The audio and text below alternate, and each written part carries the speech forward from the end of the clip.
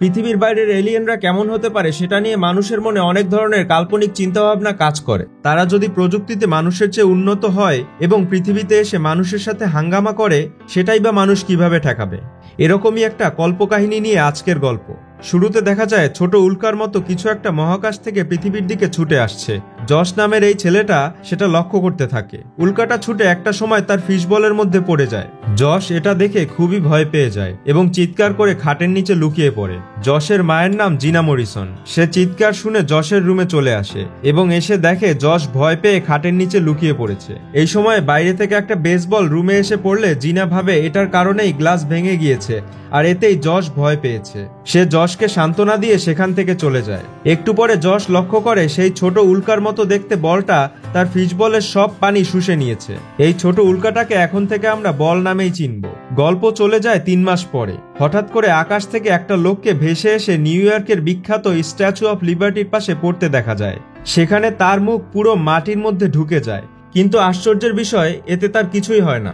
সে উঠে দাঁড়িয়ে 2 হাত উঁচু করে ধরতেই তার গায়ে লেগে থাকা ময়লা ম্যাজিকের মতো ভ্যানিশ হয়ে যায়। এরপরে তাকে উদ্ভট ভঙ্গিতে হাঁটতে দেখা যায়। এতে সহজেই বোঝা যায় সে স্বাভাবিক মানুষ না, সে একটা এলিয়েন। এই কারণেই সে পৃথিবীর মানুষের মতো চলাফেরা বা আচার আচরণ করতে পারে না। সে বিভিন্ন জায়গায় বিভিন্ন মানুষকে পর্যবেক্ষণ করতে শুরু করে। এরপরে মানুষের আচরণ অনুকরণ করতে গিয়ে সে আজব অঙ্গভঙ্গি করে ফেলে। মুভিতে তার এই ভঙ্গির স্টাইলগুলো খুবই মজার ছিল। একটু পরে সে রাস্তা পার করতে যাবে, এমন সময় বিধি বাম একটা গাড়ি এসে প্রচন্ডভাবে তাকে ধাক্কা মারে এবং গাড়ির মধ্য থেকে জিনাকে বের হতে দেখা যায়। লোকটার পা পুরোপুরি বেঁকে যায়। এটা দেখে জিনা ভাবে কেস তো পুরোই কেরোসিন। এই লোক যদি পুলিশকে খবর দেয় তাহলে পুরোই ধরা খেয়ে বসে থাকতে হবে। সে অ্যাম্বুলেন্সে কল করে, কিন্তু লোকটা হঠাৎ করে উঠে দাঁড়িয়ে সেখান থেকে চলে যায়। জিনা যখন ফিরে দেখলো লোকটা হাওয়া, তখন সে অবাক হয়ে যায়। এরকম ইনজুরি নিয়ে একটা লোক কিভাবে চলাফেরা করতে পারে। পরে লোকটাকে দেখা যায় ভিড় থেকে সরে এসে গলির মধ্যে দাঁড়াতে। এখানে লোকটার কান একটা দরজার মতো খুলে যায়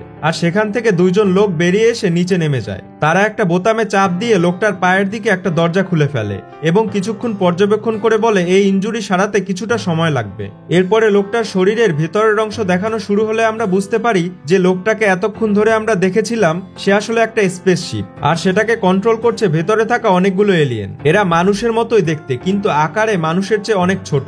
এই এলিয়েনরা প্রত্যেকে স্পেসশিপের আলাদা আলাদা অংশ নিয়ন্ত্রণ করছে। স্পেসশিপের মধ্যে দেখলে মনে হয় যেন ছোটখাটো একটা রাজ্য।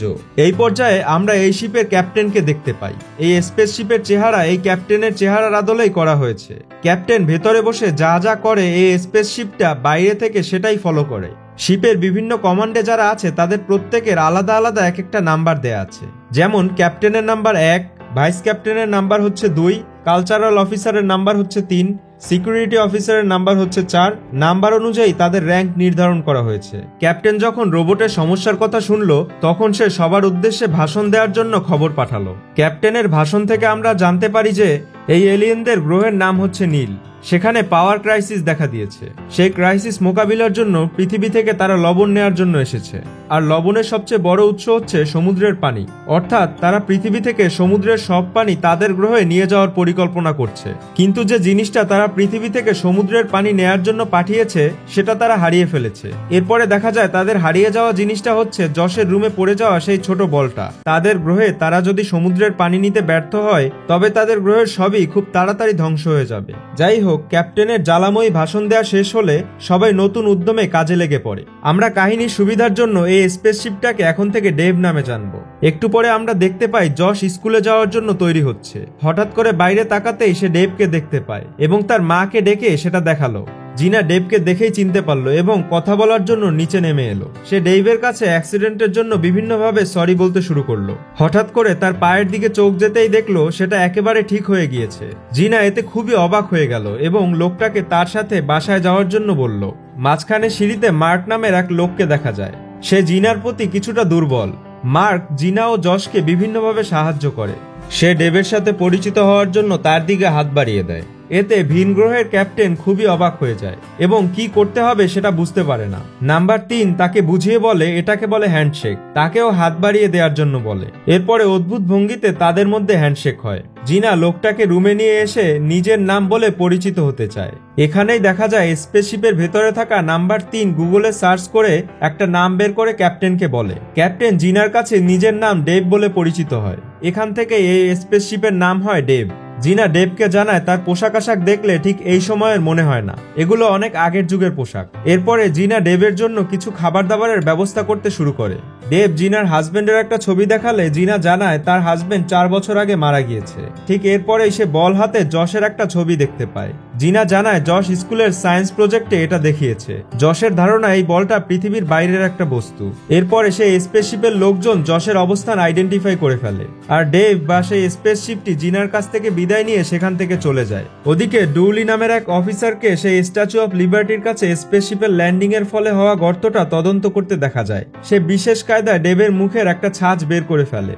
এরপর পুলিশ ডেভকে খুঁজতে শুরু করে দেয়। অন্যদিকে ডেভ যশের স্কুলে যাওয়ার সময় তার পোশাকের জন্য চারদিক থেকে সবার নজরে পড়তে শুরু করে। তখন ক্যাপ্টেনের মনে হয় জিনা সত্যি কথাই বলেছে, তার পোশাক আশাকের পরিবর্তন করা উচিত। সে একটা শপিং মলে চলে যায় তার পোশাক আশাক পরিবর্তন করার জন্য। সেখানে একটা জুতসই পোশাক পছন্দ করে সেটা কিনতে চায়, কিন্তু পৃথিবীতে জামা কাপড় কেনার জন্য টাকার প্রয়োজন হয়, যেটা তাদের কাছে নেই। তবে এটা এই এলিয়েনদের জন্য কোনো সমস্যাই না। ডেভ কিছু নোট ও কয়েন স্ক্যান করে নিয়ে সেটাকে প্রিন্ট করিয়ে নেয়। জামা কাপড় পরিবর্তন করে সে যশের স্কুলে চলে যায়। সেখানে একজন লোক তাকে টিচার ভেবে ক্লাসে ঢুকিয়ে দেয়। ডেভ স্টুডেন্টদের একটা বড় ফর্মুলা লিখে দিয়ে সেটাকে খাতায় তুলতে বলে। এরপরে সে যশকে নিয়ে বাইরে চলে আসে। ডেভ যশকে সেই বলটার ব্যাপারে জিজ্ঞাসা করে। যশ তাকে বলে রিচ নামের একটা ছেলে তার কাছ থেকে সেই বলটা নিয়ে নিয়েছে। যশ ডেভকে তার সাথে যেতে বলে যাতে তারা সেই বলটা উদ্ধার করতে পারে, কিন্তু তারা রিচকে খুঁজে পায় না। যশ ডেভকে বলে আগামীকাল তাদের এখানে বাৎসরিক একটা মেলা আছে, এই মেলায় সবাই ঘুরতে আসে, তাই সে যদি কালকে যশের সাথে মেলায় যায় তাহলে অবশ্যই রিচকে খুঁজে পাওয়া যাবে। ওদিকে ডেভের ভেতরে থাকা লোকজন ক্যাপ্টেনকে জানায় তাদের কাছে পাওয়ার সাপ্লাই খুবই কম আছে, তাই তাদের সবকিছু যত দ্রুত সম্ভব করতে হবে, কিন্তু সেই বলটার সন্ধান পেতে যশের সাহায্য লাগবে। এজন্য ক্যাপ্টেন যশের সাথে তার বাসায় যাওয়ার সিদ্ধান্ত নেয়। যশের সাথে অনেকক্ষণ থেকে ডেভ তার সাথে ভালো বন্ধুত্বও করে ফেলে। সে যশের সাথে তার বাসায় চলে আসলে একটু পরে যখন জিনা সেখানে উপস্থিত হয় তখন সে ডেভকে দেখে একই সাথে অবাক, বিব্রত ও খুশি হয়। ডেভের সাথে জিনারও আস্তে আস্তে একটা ভালো বন্ধুত্ব গড়ে ওঠে। জিনা পরের দিন অনুষ্ঠানে ডেভকে নিমন্ত্রণ করে। রাতে ডেভ সেখান থেকে বেরিয়ে যায় এবং রাস্তায় এক ভিক্ষুকের পাশে বিশ্রাম নেওয়ার জন্য অনুমতি চায়। ভিক্ষুকটা তাকে শুধু অনুমতিই দেয় না, সাথে তার একমাত্র কম্বলের অংশও ডেভের সাথে শেয়ার করে। মানুষের এই কর্মকাণ্ড স্পেসশিপের মধ্যে থাকা এলিয়েনদের খুবই প্রভাবিত করে ফেলে। নাম্বার 2 বা ভাইস ক্যাপ্টেন সবাইকে বলেছিল মানুষরা হচ্ছে মহাবিশ্বের সবচেয়ে বর্বর প্রাণী।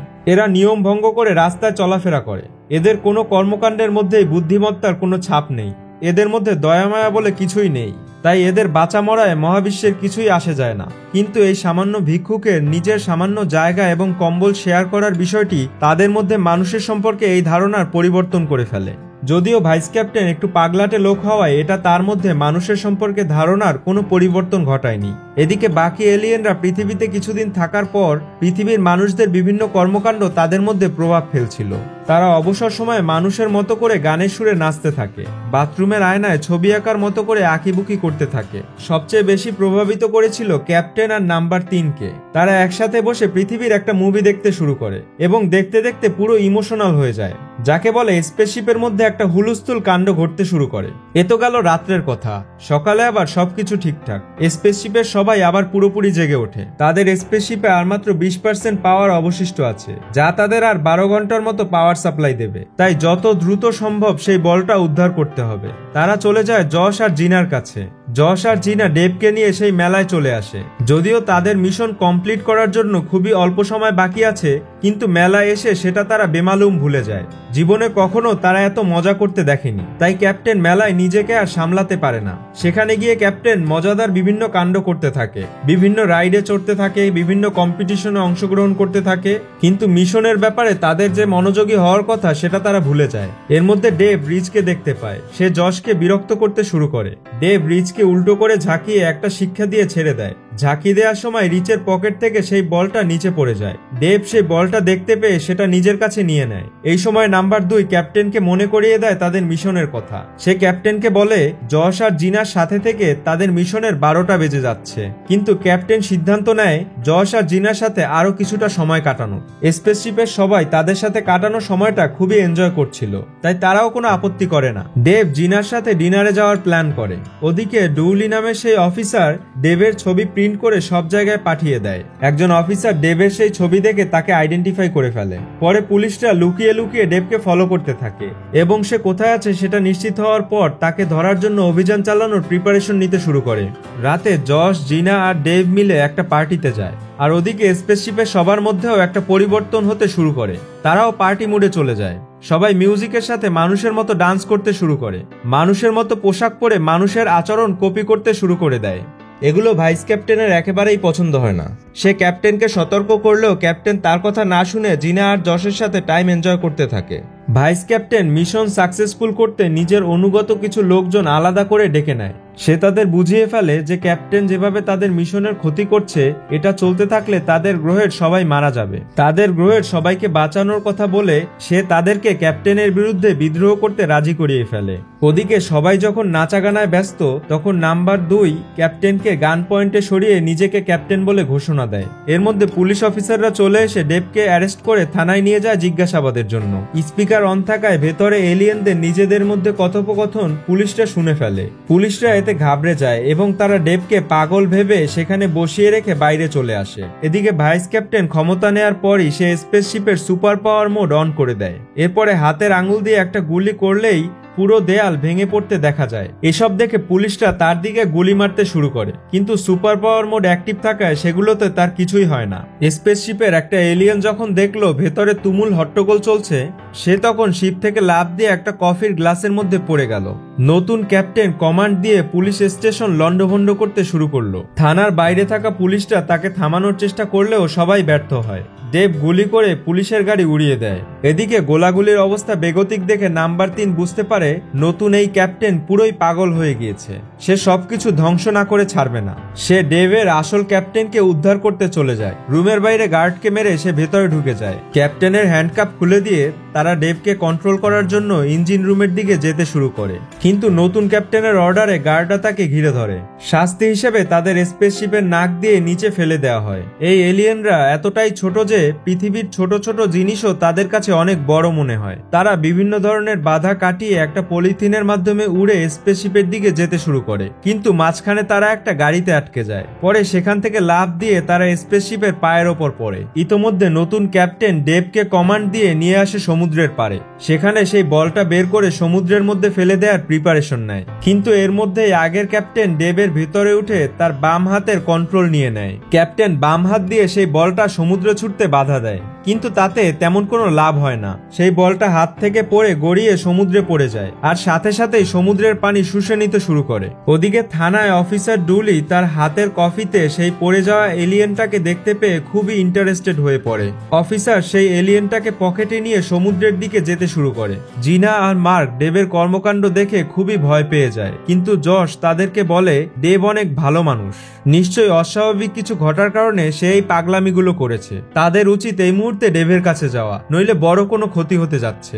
যশের কথা শুনে তারা সবাই সমুদ্রের দিকে যেতে শুরু করে। সমুদ্রের পাড়ে ডেভের ভেতরে ক্যাপ্টেন আবার নিজেকে ডেভের কমান্ডিং অফিসার হিসাবে ঘোষণা দেয় এবং নতুন ক্যাপ্টেনকে চেয়ার থেকে সরে যেতে বলে। এদিকে স্পেসশিপের অন্য সবাই তাদের পুরাতন ক্যাপ্টেনকে সাপোর্ট করে এবং নতুন ক্যাপ্টেনের পাগলামি বন্ধ করে তাকে সরে যেতে বলে। ক্যাপ্টেন নিজের দায়িত্ব বুঝে নিয়েই নতুন ঝামেলার মুখোমুখি হয়, কারণ তাকে জানানো হয় তাদের কাছে পাওয়ার সাপ্লাই এখন এতটাই কমে গিয়েছে যে হয় তাদের নিজের গ্রহে ফিরে যেতে হবে, নতুবা পৃথিবী বাঁচাতে সব পাওয়ার ইউজ করে সেই বলটা সমুদ্র থেকে উঠাতে হবে।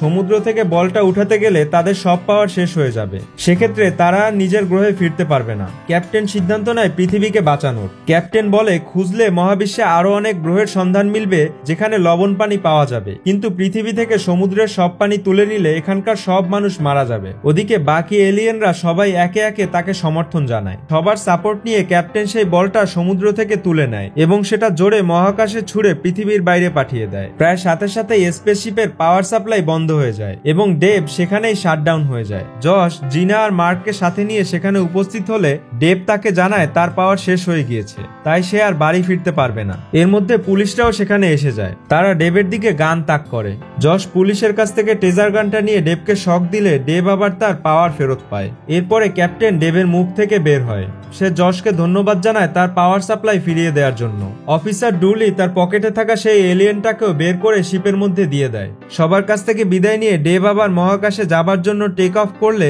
FBI এর লোকজন তাকে আটকে ফেলে। কিন্তু দেখতে ছোট হলেও এই এলিয়েনরা অনেক বুদ্ধিমান। তারা এসব ঘটনার জন্য আগে থেকেই ব্যাকআপ রেখেছিল। তারা ডেভের একটা পা আলাদাভাবে লঞ্চ করে সেখান থেকে চলে যায়। সমুদ্রের পানি নিয়ে না যাওয়ায় পৃথিবীর মানুষও খুশি হয়, আবার তারাও খুশি হয়। এরকম একটা খুশি খুশি আবহে কাহিনীর সমাপ্তি ঘটে। এখন কমেন্ট করে জানান আপনার এই মুভিটা কেমন লাগলো। আর ভালো লাগলে অবশ্যই লাইক আর সাবস্ক্রাইব করতে ভুলবেন না। আশা করি অন্য কোনো দিন অন্য কোনো একটা কাহিনী নিয়ে হাজির হব। ততদিন পর্যন্ত বিদায়।